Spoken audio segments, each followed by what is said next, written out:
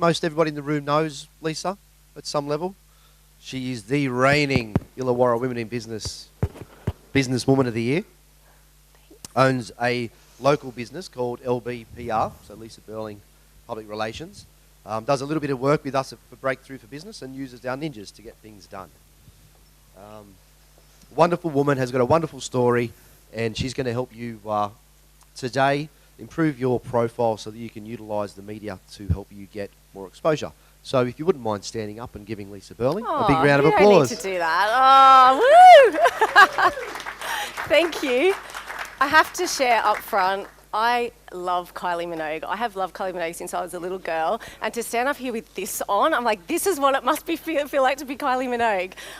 But I did say to Stephen and Megan, it's very mean to make me follow Gary Vee because he is amazing, and everything that comes out of his mouth is just, as Paris said, on point. I'm going to do my best to be on point, but I'm certainly going to be on PR. So I'm really pleased to be here. I sat here this time last year and learnt so much for 2 days. Some people in this room I actually sat with, and it was really awesome. So to be up here to talk about my passion, which is PR, is really lovely. So I know it's after lunch, I know it's Friday, but just stick with me. I promise it'll be worth it.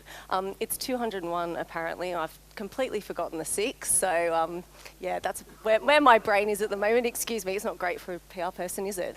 But I love that quote from Bill Gates, and people who know me and have seen me talk know that I tend to quote older men when it comes to PR and comms, but he's absolutely right. PR is one of the most useful parts of the marketing mix, especially for small business, and I stand here as a small business too, don't forget, so I will use PR for myself, and I can say that it is incredibly cost effective, and if you get it right, it can have huge benefits for your business. This is me. Stephen's already sort of spoken about it, but my business started 3 years ago. A lot of you will know the story. It wasn't in ideal personal circumstances, and like all of you, I've worked my butt off to achieve what we have. But for you, we have been recognised by the Public Relations Institute of Australia as being best in class, and that means that I stand here as someone who knows what they're talking about. And I've done PR for 20 years, and I've worked with some really big companies both here and overseas. So I'm condensing the media profile building piece into an hour, which is kind of difficult, but you'll get some tricks of the trade and the inside track as to what really works. And my aim is that you can walk out of here and actually implement straight away.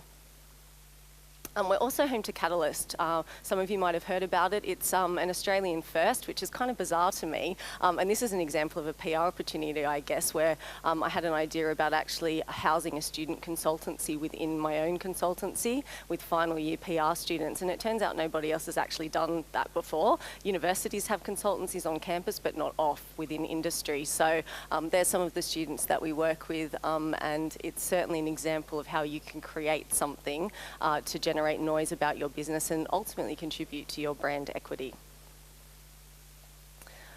We work with clients all over Australia and one internationally. As I said, I have worked overseas, so I have contacts there. But when we talk about PR and we talk about media, we are dealing, we deal with local media obviously, but most of our clients we're dealing with national media. And we have achieved exposure for them on all those places and more.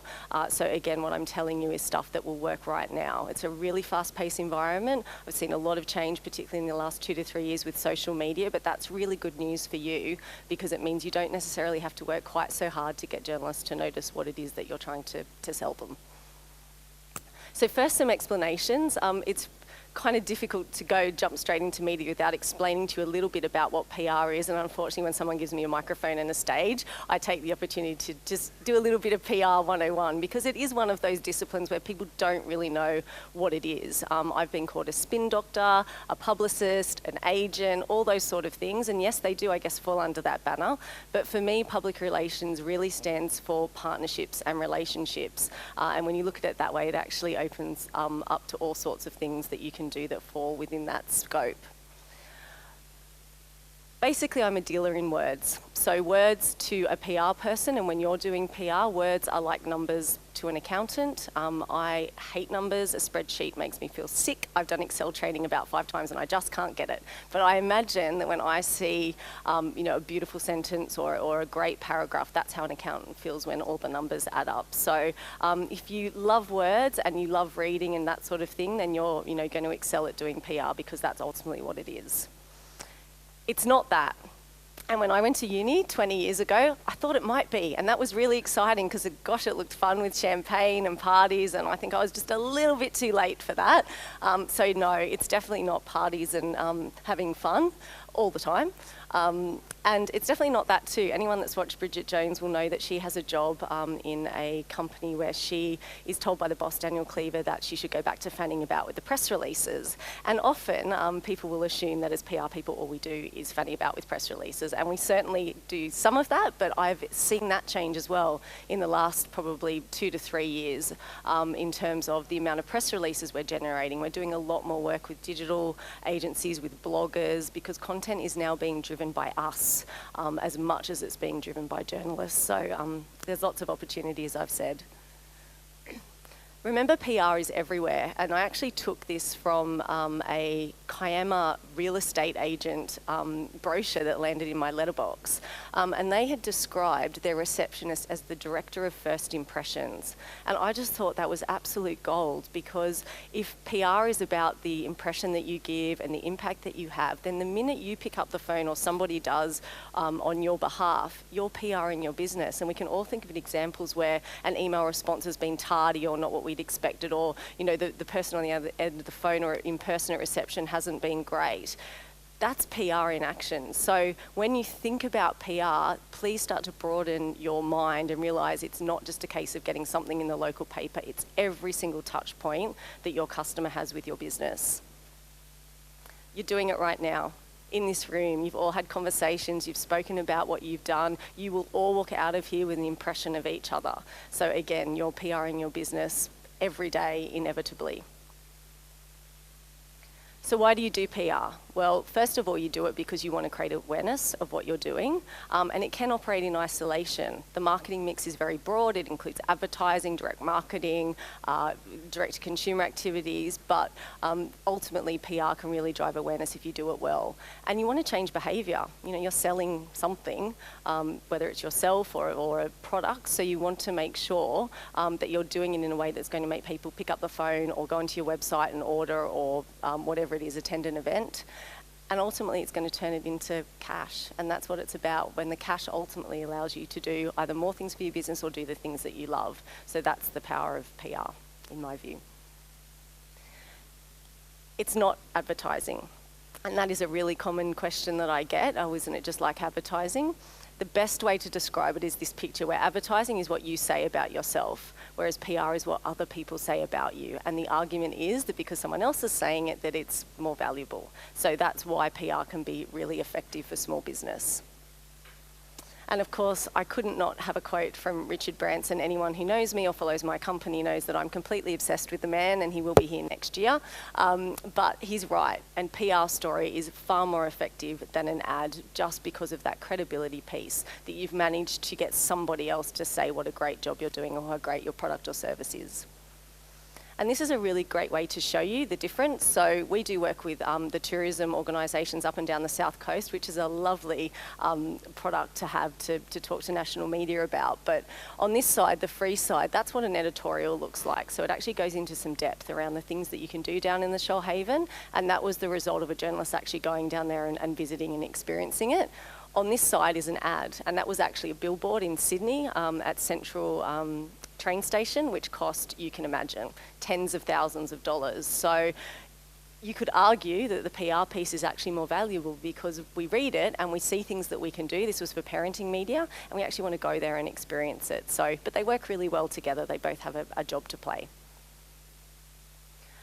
One bit of advice before we go into the nitty-gritty of how you can maximise media for your business: always give PR a solid anchor. And I know for the businesses that have gone through the Breakthrough for Business bootcamp, and those of you that have been here for the last 2 days, you will have some sort of business plan. Don't see PR as something you bolt on at the end or it's not really linked. It absolutely is. And I'm very happy to share this slide, or Stephen may do that anyway, so you can start to think about, these are my business goals and objectives, and this is the role that PR can play strategically to start to deliver on those. Any questions before I jump in and get you motoring? Stunned you all into silence. All right, so we're going to do 3 steps today. And the first one is about finding media stories within your business. I'm going to ask you a question. Who in this room thinks that they have a media story right now, ready to go? If I was from the Illawarra Mercury and called you and said, what have you got? Who's got something? What have you got?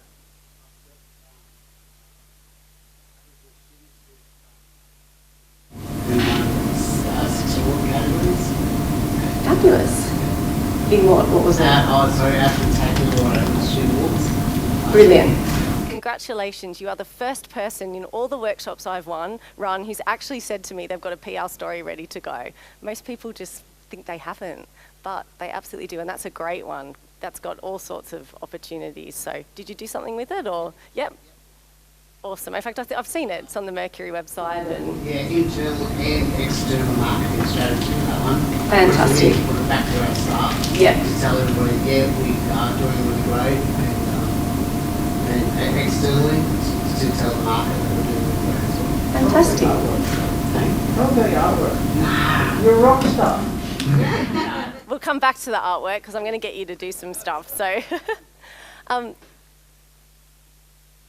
most people think they've got empty pockets when it comes to PR. I'm here to tell you that all of you have at least 3 media stories in your business right now, and I'm going to get them out of you in the next 10 to 15 minutes. So I've done this before quite a few times with groups of this size, and no word of a lie, we've had 100 stories. Now, of course, some of them need a little bit of finessing and bits and pieces to pull together, but they are all there. So who's ready? Gonna do it? Yep, let's go. All right. The good news is there's a formula.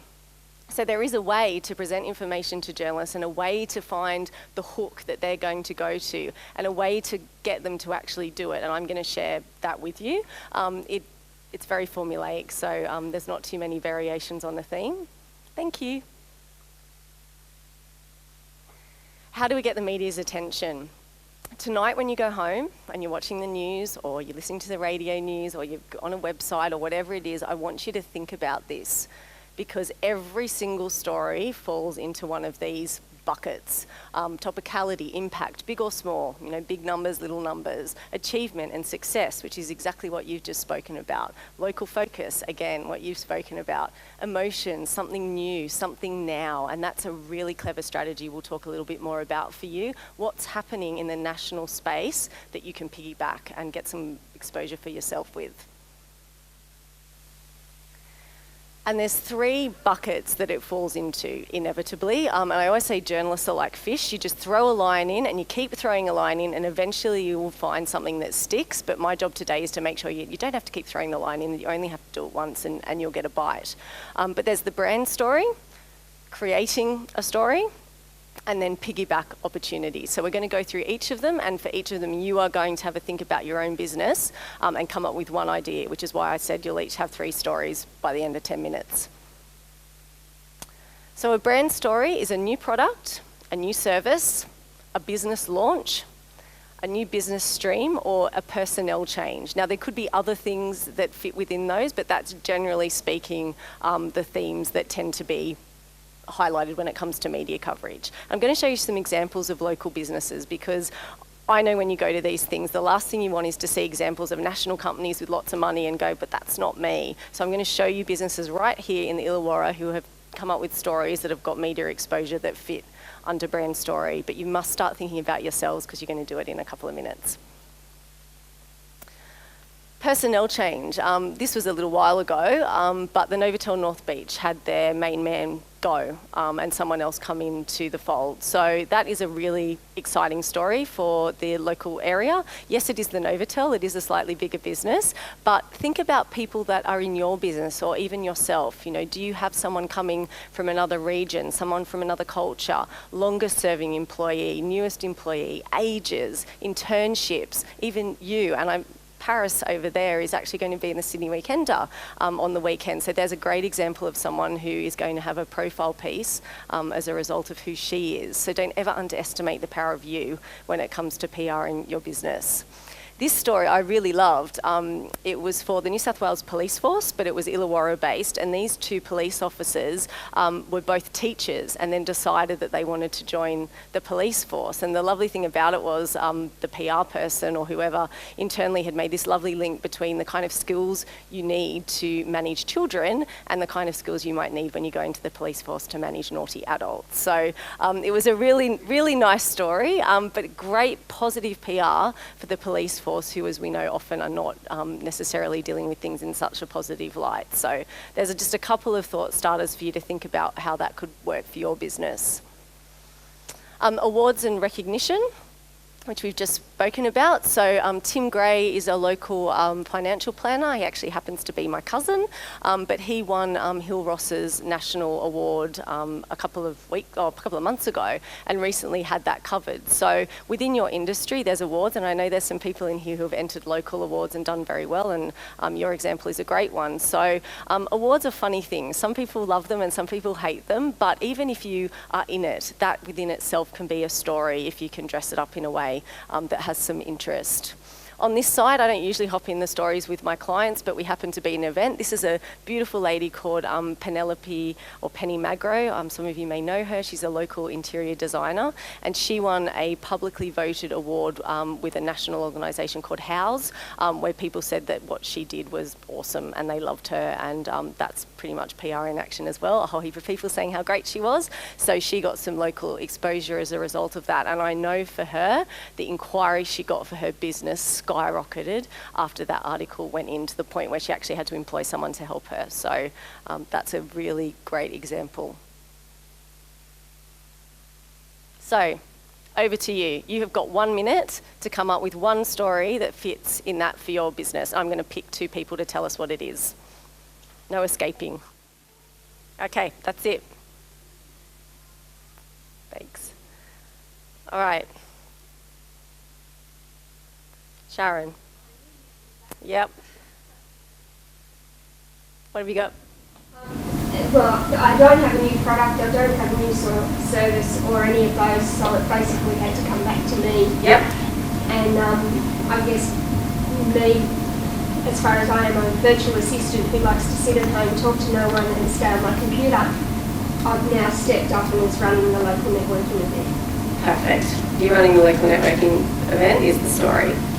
Excellent. Gentleman in the hat.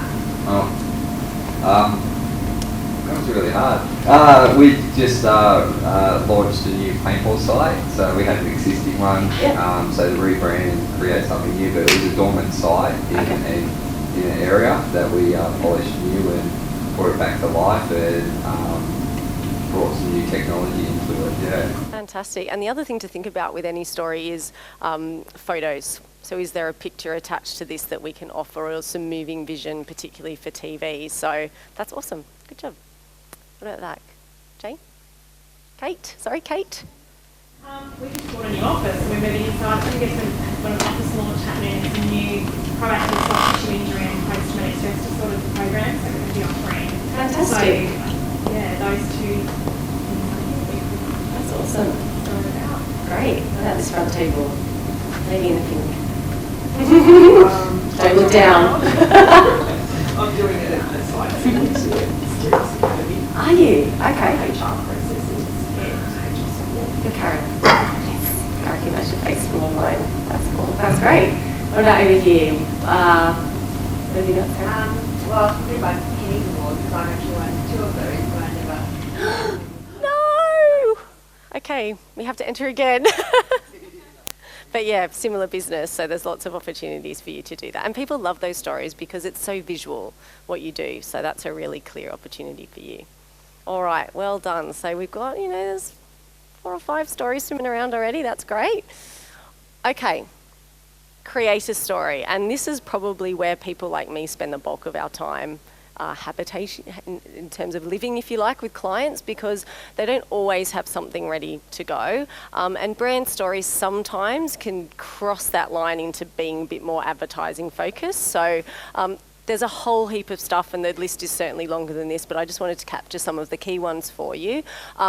Surveys are great, and again, if you read the paper or look on websites, you'll see so much content is driven by percentage of people said X about X, and we all love it. We love analysing ourselves. So, and you can do that really cost effectively if you have a database of people that you can ask. We're not talking about, you know, thousands of dollars to do that. So bear in mind the, what you have at your fingertips already in terms of databases and information that you can use for PR.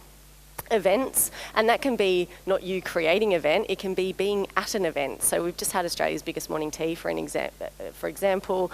There's Cupcake Day for the RSPCA. You know, there's all sorts of things that go on that you can be a part of without too much expense. Sponsorships, so your business might sponsor the local footy team or, you know, an event of some sort. That's a great opportunity. Opposing views is a fantastic one, and something that we always say to our clients is, you know, if you sit on the fence, you get one thing, and that's splinters. And there's a reason why certain companies are elevated above the others, and it's because they stand for something. You know, you look at the Virgins of this world, or even, you know, Virgin as in Richard Branson, or lost my train of thought. Or Donald Trump, for example. Now, he's crazy, right? But that man stands for something, and don't people love it? So I'm not suggesting that you go out there and be completely crazy, but be brave and have an opinion on things that are related to your industry, because that then positions you as an expert as well. Anniversaries. Has anyone got an anniversary coming up for their business? Yes? What years? 2? Yep. Awesome. So that's always exciting. You know, you can do something around that. That's a really obvious one. And photos. You know, there's businesses in here that I know will already have amazing photo opportunities. So sometimes, you know, a picture can tell 1,000 words, and you look on websites and, you know, even radio stations and TV stations who have websites, they're all looking for vision and for social media. So don't discount the power of the picture. I'll just talk you through a couple of examples. So this is another local business called Ruland. Some of you may know Suzanne.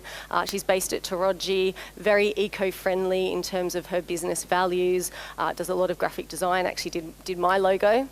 And she and I were having a conversation one day, and she was talking about all this stuff she had in a drawer around how to be environmentally friendly when it comes to design and print. So she had guidelines around cutting edges when you print things, what type of paper to use, suppliers locally who instill the values that she has in terms of being kind to the environment. And I was looking at it all going, we could turn this into something, we could create something out of this. So being a graphic designer, she actually compiled all the information, triaged it into particular headings around printing and sourcing paper and disposal of recyclable materials, and came up with a campaign with me where we called it, I'm trying to remember what we called it, it had a really funky name, it was a couple of years ago now, but it was a booklet people could download. And the trick was, to download it, you had to enter your details and then you could get it. So she was actually doing data capture as a result. It got picked up by the local media. She actually got a couple of clients as a result of that, but she also had a heap of people who then understood what her business was, what she stood for, and it looked like she was, you know, helping businesses, which she was, but it also was helping her business. So have a look around your office and, you know, the people in your office, think, what have we got in here that we could turn into something that could help others, enable us to connect with businesses who are like-minded? Because that's what we want as well. I know certainly with my business, we don't say yes to everyone that walks through the door, because we want to work with people who understand what we do and the value that we have. So that's a great way to make sure that happens. Another example, I actually was just online last week having a look and seeing what was happening in terms of anniversaries and whatever else. This is the Kiama Independent, which is not printed anymore, but they still have their website. And the Fireys down there had an anniversary of 75 years, which is really, really amazing. But that's not to discount 2 years or 5 years. I certainly celebrate my business anniversary every year, because as a small business, I think if you've done another year of business, you deserve a massive pat on the back. But people love that. They love anniversaries and records and things that are linked to numbers. So you'll all have something in your business along those lines, I'm sure. And I also found this is up north, this is not local, but Australia's biggest morning tea is quite topical. We've just this week and, you know, the week before had them happening here locally. And up in Hervey Bay, they actually just got a massive mug. Someone made a massive mug. This is a water park, one of the local businesses, and they just started passing it around to businesses. It's such a stupid thing, really, but if you go and have a look for that mug, it's been pretty much everywhere, and they all got behind it, and that's the power of a local community. You know, someone has a great idea, and everyone, all the good people, get behind it. So think about things like Australia's Biggest Morning Tea, Daffodil Day, even Christmas, Mother's Day, Father's Day. There's always things that you can hook your business onto with the stories that you have to tell. So it's over to you again, another minute. I want you to think of one thing. Now remember, we're creating a story here. So you might not have something right now, but hopefully you've got enough in your head to give you some ideas about what it might be. So 1 minute, that's it. Now I'm looking for volunteers this time. I'm looking for one person from every table. He's feeling brave. We'll start at this table.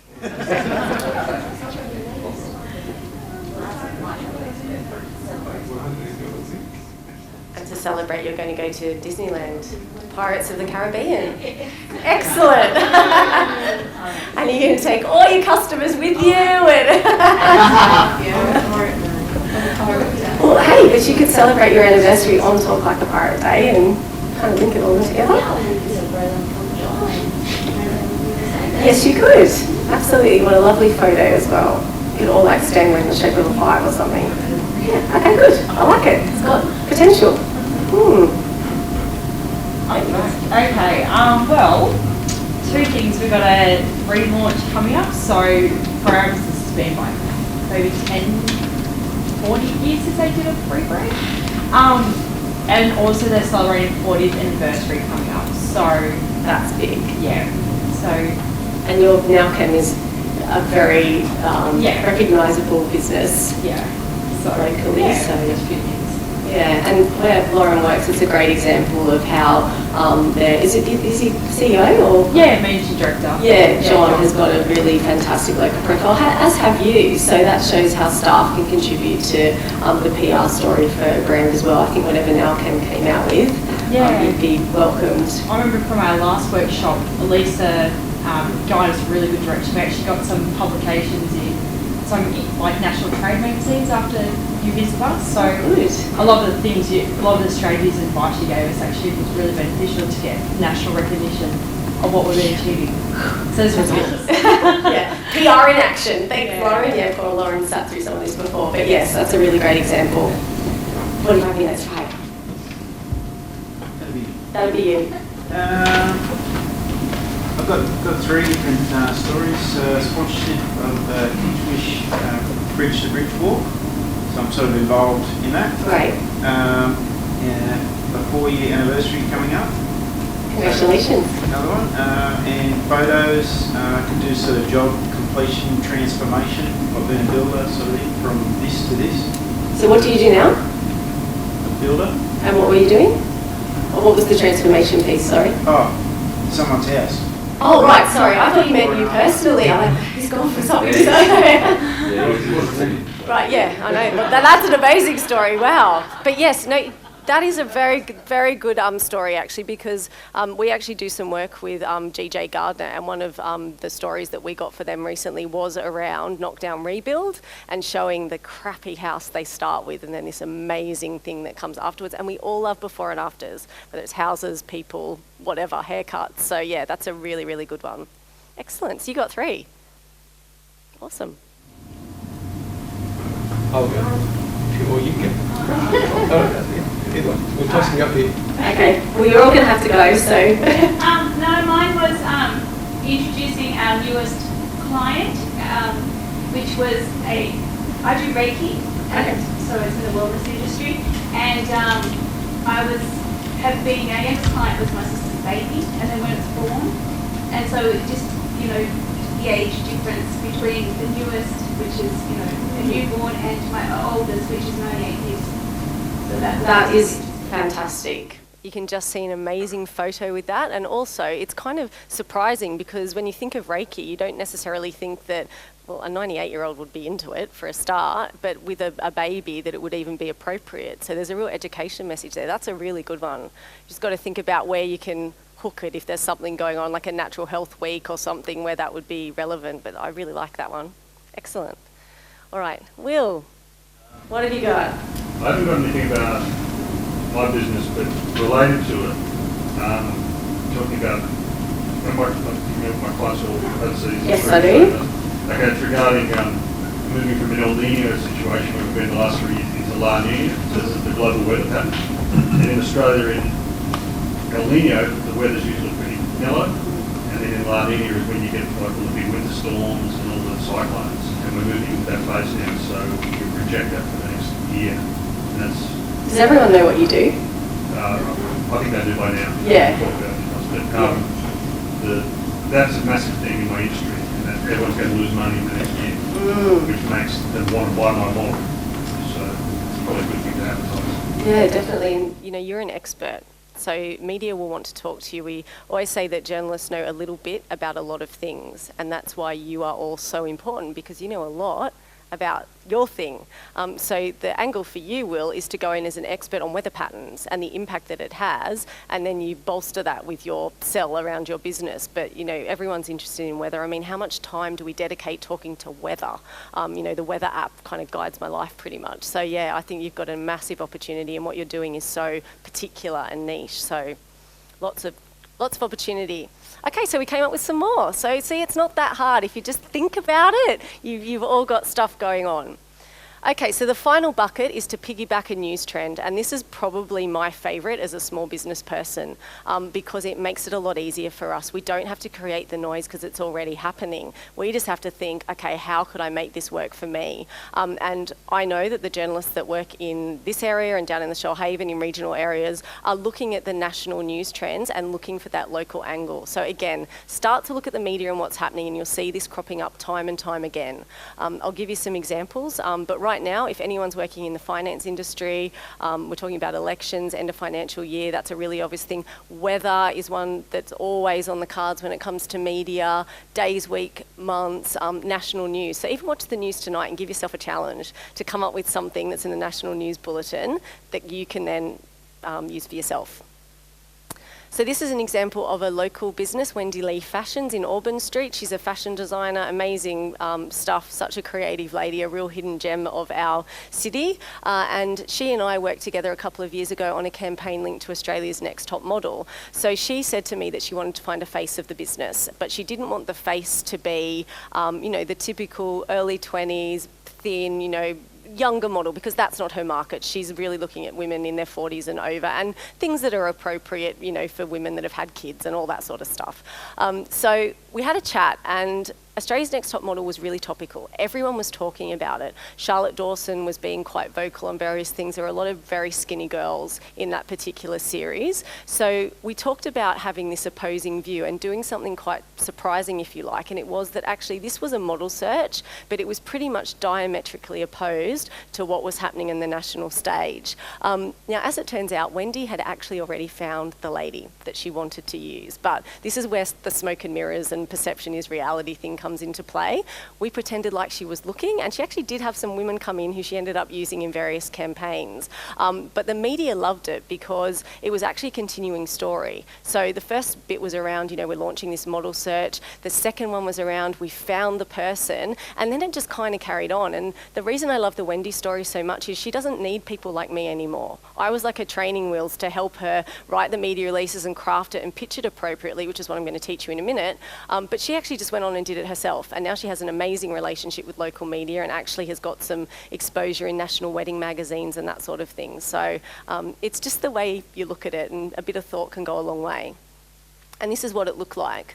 So look, that first picture, I mean, she's in her studio, and again, a lovely visual story, but you can't get better branding than that. And this is Belinda, the lady that won the search, and then they did follow-ups on her new fashion range. So we actually went into really branded editorial PR as a result. But the media loved her because she gave them what they wanted. She was very eloquent. She knows the stuff. Her credentials are out of this world, and I know all of you will have similar credentials. So we then thought, well, let's just take it nationally to wedding magazines, and off we went. And she had some amazing coverage in there as well because she does mother of the bride outfits. So I'm talking about local media a lot, and I'm doing that because I want it to feel tangible, but please don't discount the value of what you have to offer national media. You know, I'm a huge believer in putting your dreams out there and, you know, going as high as you can, because, you know, everything you're doing has merit outside of this particular region. And this is a localising a national story. So I don't know if you remember, and this tends to crop up a lot, cafes saying that they don't want kids. You know, they're not child friendly. Don't bring your babies and your toddlers in here, pretty much. And that's back to the opposing view and sitting on the fence and, you know, getting splinters. These people are like, no, we don't want them in here. And of course, controversy, you know, was everywhere and social media went crazy and, you know, but good on them. They stood for something. And as a result, it's probably a lovely cafe to go to if you don't want to be around small children.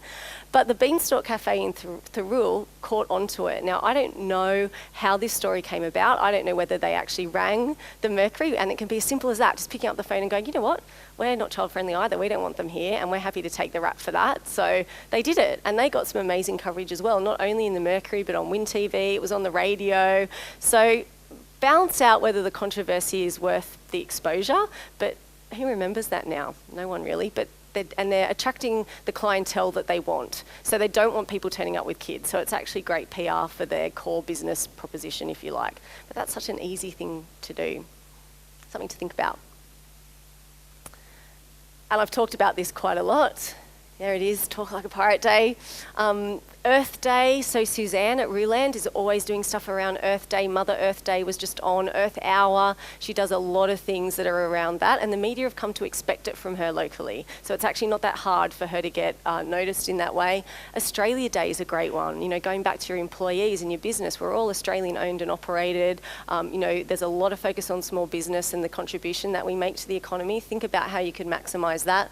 Valentine's Day. Who doesn't love Valentine's Day? You know, think about your business and what could sit there. There's a PJ Day. I don't know when it is, but I have to put it in LBPR straight away. So yeah, just all be in PJs, and if you can get the, you know, the managing director or you, the boss, to do it, well then, you know, it's lots of fun. So media want light-hearted stuff as much as they want the serious stuff. Okay, so over to you. This is the easiest one. So I'm actually expecting you to come up with at least 2 things for this particular bucket. You've got 1 minute. Off you go. Okay.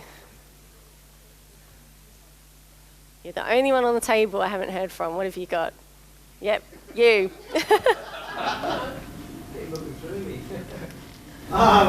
just having a quick chat with opening up the garden centre, National Tree Day. Yes. Earth Hour, all that kind of stuff. Yes, you get like little kids planting, get the local school down. Yeah, that's a really nice one. And that's the kind of thing, you know, the Win TVs might be into too. If you can paint a picture of what it could look like, that's a nice one. Excellent. Well, for me, seasons, I'm a photographer, so yeah. I can probably provide images of, say, for example, with Gallady, fashion lady. Yes. She's got a range of clothing for summer, autumn, winter, yes. spring. I can provide those kind of things. Excellent. And then possibly days, months and years. I have a thing that I'm interested in is capturing older people talking about their history and their memories and about life and things like that. Love that. Yeah, so on video, and that's something that I'd like to do in a really black and white way, not colour way. And yeah, so it's something that I've wanted to do for a long time. The personal story is on the rise. People want to know that. We want the everyday heroes and the backstories. And, you know, you see, you know, even UOW have got their faces of UOW. I love reading about that. You make such assumptions based on a photo, and then you read the story and it's beautiful. And that's what PR is, it's storytelling. So I think you would have amazing opportunities with that. It's just working out what you do with what. Yeah. Yeah. Okay, great. Either or. I've got 2, both very different, both in 2 different industries. The first one was I used to be a manager of a intensive foster care program, and it was very difficult to get foster carers in this, for lack of a word, market. And we used to use Foster Care Week to write stories about, because everyone, if you're going to become a foster carer, everyone wanted a baby, and all our kids had come from terrible backgrounds with huge issues, so to find those carers was quite difficult and unique, so we were able to run stories of genuine people, and it was really good, so that was powerful. Yeah. The other one was a little bit more fun, was Valentine's Day. It just reminded you, we did with conjunction with another group, and you probably find it online, it's been all around the world. It's called Trash to Dress. Oh, and it's yeah. for a lady that got dumped at the altar on Valentine's Day, and she's come out in, it wasn't her exactly, but it was that, on that story, come out in a dress, got shot up and shot, the other guy was in grooms, and they shot each other with paintballs. It was called Trash to Dress. I love that. That's Yeah, awesome. yeah, so that's gone Not all awesome around to her, the world. obviously.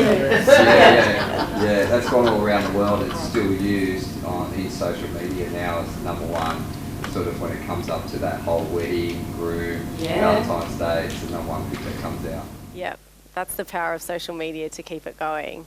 But yeah, have a think about it for your business. What could you do that would kind of get that reaction? The thing with viral is we'll have clients say to us, we want it to go viral. And it's like, well, no one can control viral. Like, it's just going to happen. You know, you can pump as much money into it as you want. Like, people are either going to love it or they're not going to love it.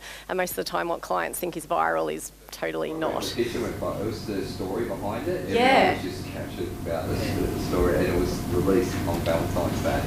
Love it. Yeah. Actually, there was another one that I noticed on social media. There's a blogger called The Young Mummy, and she got married in a black wedding dress. And I'll talk about this later as well, but media trawl social media looking for stories. One of my friends writes for the Daily Mail, and 80% of their stories come from Facebook. So they're looking for stuff, and they found this girl in this black dress, and her blog just went through the roof to the point where she can actually now monetize it and pay, you know, get sponsors and things like that. But yeah, it can be just the weirdest stuff that people just go crazy for. So good examples. At the back, what have you got? Yeah, I'm baffled with this one a little bit, but we were thinking, because I work with Kate. Yep.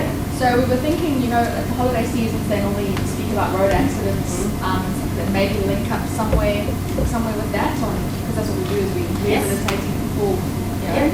So that's Or driving assessments for elderly people, like is your, you know, like a story about that service. So, I was on the Roads and Maritimes website yesterday for another client, and I was looking at some of the stats that they've got online. You raise a really good point. In your industry, go to the associations or professional bodies and see what statistics they're gathering around behaviour and you know, things like, you know, road crashes. Is there a particular time of year where they tend to happen more, holidays or whatever? That's when you go for it and attach it. So yeah, it's a really good idea. But back to the consumer survey, you don't, pardon? They happen in like years. Yeah. So it's increased that been studied. Okay, well, yeah, that's great. So you've got stuff that they're doing that you can maximise, and it's obviously from a really credible source, which makes it better for media. Okay, one more. Yeah, okay, good. Piggybacking off, when you get Richard Branson to come to Australia. Yes. Okay, so Richard Branson comes down to Australia and he comes in. Skydives in, yeah. Virgin plane, so wherever he goes and visits in Australia, on his Virgin plane, will promote those destinations. I love it. And if anyone's got a Richard Branson idea, I'm totally open to it. So yeah, that's a great one. But you know, that is an example for me of creating something. You know, it's just my own personal dream, and it's sort of, you know, gone from there. And I've, you know, spent many hours of an evening on my lonesome plugging away at that. But yeah, you can come up with anything, because at the end of the day, people buy you. They buy you. Everyone in this room has competitors that probably do a similar thing. Of course, you're all doing it better because you're part of Breakthrough for Business, but you is what makes it different. So yeah, don't discount your own personal dreams and how others can be part of that too.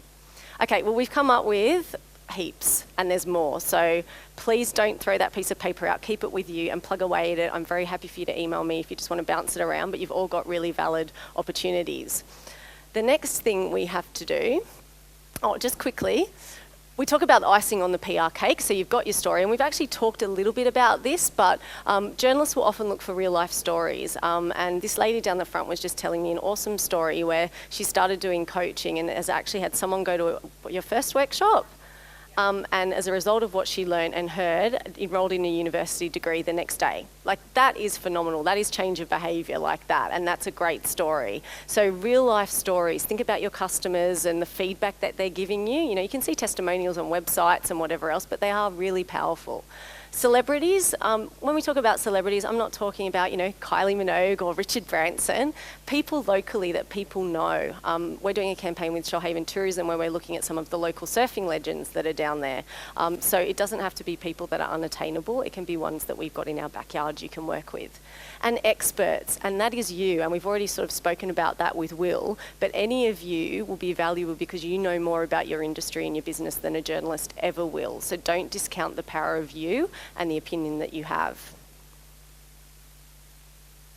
This is in your book, a word of advice. If you are getting people to be involved in media or provide testimonials that you'll use on social media or websites, please use that form or at least adapt it for your own purposes.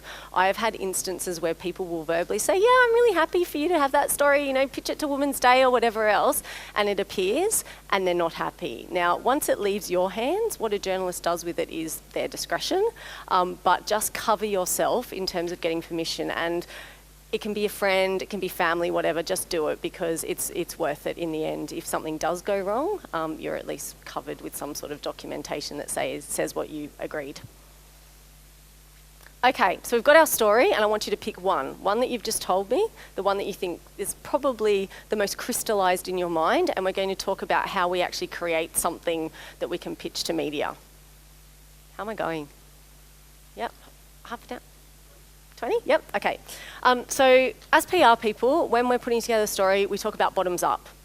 And it's very hard sometimes for people to get their heads around this because as human beings, we're so accustomed to starting at the beginning and telling the whole beautiful long story and then we get to the end. However, we're dealing with journalists who are time poor, and in regional areas, they are increasingly time poor. Newsrooms have been cut right back. A lot of it's interstate or offshore. They really don't have time to go through 3 pages love letter about your business and what you're doing and why the hell they should care. So you need to start with the end in mind. Start with the crux of what it is, and then you can go into the things that are helpful, more, if you want a bit more, and then the things that are nice to know.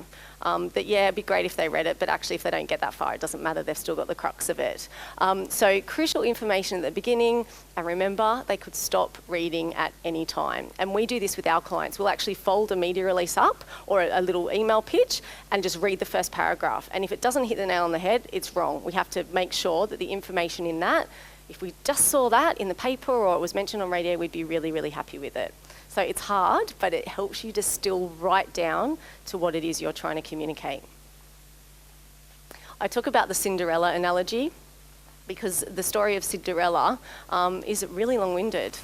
She's got no money, she's cleaning, it's terrible, she's got horrible sisters, the stepmom's a nightmare, and then she gets this invitation to the ball and the fairy godmother comes along and off they go to the ball and it's lovely, and then she says goodbye because she's going to turn into a pumpkin and she uses the slipper, blah, blah, blah, blah, and then happily ever after. Now, if I was to write that down, that's a really, really long story to tell to a journalist who's got 2 minutes, 1 or 2 minutes. We have to start with the beginning, which is this amazing story of this poor girl with very little prospects who, through a weird twist of fate, is swept off her feet by the most handsome, eligible man in the land. That's it. And then we can go into all the nice to haves, which is about the ball and the glass slipper and the fairy godmother. And then we can talk about, the bitchy stepsisters and whatever else. But that's kind of irrelevant to the crux of the story. So if you get stuck, just read a story backwards. And whatever's in that last kind of chapter is what you need to come up with for your business. We work with scientists a lot, and it's really hard for them because they deal with research papers and they really want to tell you all the methodology and, all the different interim endpoints. It's like, oh my gosh, just tell me the end. So it can be really hard. But this is all you need to capture in that first paragraph. Who, what, when, where, why. So just write those words down for your particular opportunity and just write a sentence about each of them. I don't want you to wordsmith it. I just want you to write what it is. So what is it you're talking about? Where is it? Why? Why is it important, or why should a journalist care? How and who? 1 minute, off you go. Okay, we don't have time to go through all of those, but if you haven't finished it, make sure that you do, because that's what we're going to do now. Okay, so step 3 is contacting the media. And this is the bit where people get scared. And I will admit, when I started in PR, I was scared to pick up the phone and speak to a journalist good news is most journalists are really lovely and they're just people. That's the first thing. We're not talking about, investigative journalists here. We're talking about people who you're giving a gift to. You are putting an idea in a box and you're presenting it in a way that they want to have, and you're putting a neat bow on it and saying, here you go, time poor, stretched journalist. I'm coming to you with something that fits all your criteria and is ready to go. And guess what? I'm an expert in my field too. And they will be high-fiving each other and be so pleased to hear from you. I guarantee it, because we do it every single day in my business. They are very busy people. So what I'm going to teach you now is going to make sure that you give them what they want in the most efficient way. As lovely as they can be, they do not have time to sit on the phone to you for half an hour and hear your life story, and you don't even need them to do that. They'll get to know you over time. That's what a newsroom used to look like. So, they'd sit around with typewriters and, everyone was in a little space. This is what it looks like now. So that's actually one of the Fairfax newsrooms in capital city. I don't know if it's Sydney or Brisbane, but they're all working together. Digital teams, print teams, moving vision teams, they're all communicating, and it's fast paced. Can you imagine working in there and trying to focus on what you're doing? It would just be crazy. I know at the Mercury that they have screens up where they actually track what stories are trending online, so they can see a spike if something goes up, and then they pump out the SEO to make sure that it's higher up, or they adjust things. So it's just this constant moving feast, which is exciting to be part of, because it means they're always looking for new content, but you've got to do it in a way that's going to be interesting for them. Timing really is everything. And when we talk about timing from a media perspective, we're talking about the hours of the day. So if you are going to send an email to a journalist, either do it between 6 and 8 in the morning or do it after 3 o'clock. The reason that we do that is at 10 o'clock, Win News or I-98 slightly different because they're on the hour, but certainly the Mercury as well, and this will be true for any of the media outlets that deal with news as well as features. They're having a media conference at 10 where they pitch the story ideas they've got for the day, and that's when the editor will decide who goes out on the road, who stay in the office, what stories can be held over to the next day. So you want to make sure your idea is in before they go into that conference. Otherwise, do it afterwards, because between sort of 11 and 3, they're doing interviews, they're filing stories, they're out on the road. You'll see the Win cars around during that period of time. There's no point. You've kind of missed the boat. So make sure that you get in at those two ends of the day. The calendar of events we've spoken about, so if you can hook it to something they're already thinking about, you're onto a winner. Lead times. Now this just links to if you're looking at magazines in particular. A lot of magazines are working to 6-month lead times. It's absolutely mental. Australian Women's Weekly right now will be thinking about Christmas. So print for me as a small business is not really a major focus, because you want to drive people to your website and online probably most of the time, and that's where people go, and it's much quicker and much more nimble. However, if you do want to get something in a magazine, you need to be planning it well in advance and have a strategy to get that out at this point, and then closer to the time you go to the more immediate news outlets or feature outlets. It's a 2-step process when we're talking about journalists. So you do email them first, but then you have to pick up the phone. And I have to say, with Catalyst, with our students, one of the biggest challenges I have had is getting them to pick up the phone, because people are averse to having conversations because of social media. And I'm not necessarily saying it's us, but certainly the younger generation, it's a real struggle and there's a fear attached to it. But if you've got your story ready to go and you've pitched it appropriately and they've got the email, then you're actually just ringing to confirm what you've sent and add some value as part of that call. This is the email pitch. I don't know if we share these slides, Stephen, but you can certainly have that. That's exactly how we send out email pitches. In fact, we're doing it today, right now, for 2 clients to local media. So you just have to fill in the blanks. So insert story idea is what. Whatever you've written down as your what is the story idea. Always put the name of the media outlet. When I first started, we used to call it spray and pray, where you just send a blanket email and you back copy everyone in. You wouldn't tailor anything. Those days are long gone. So if you're sending it to the Mercury, put to the Illawarra Mercury. If you're sending it to South Coast Style, put them in. It's just a compliment more than anything. You've taken time to think about it. And then put why it's relevant to the journalist, and that's your why. Whatever you've put down, that's what you need to put, and that's really, really important. Why should that journalist write about this story? Then you go on to say what you can offer, the icing on the cake. experts for interview, which could be yourself, local case studies including, and this is where you just give them a hint of who it is. So it could be Lisa, who's 40, who runs a PR consultancy and she's got something to add. Attach a photo, and when I say a photo, it can be off your phone. It doesn't have to be professional. In fact, most of the time they quite like the ones that are a little bit more raw. And then if you'd like more information, and I will call you soon to gauge your interest. Always say you'll call them soon, because they're probably not going to call you unless they love it. And if they love it, they'll pick up the phone straight away.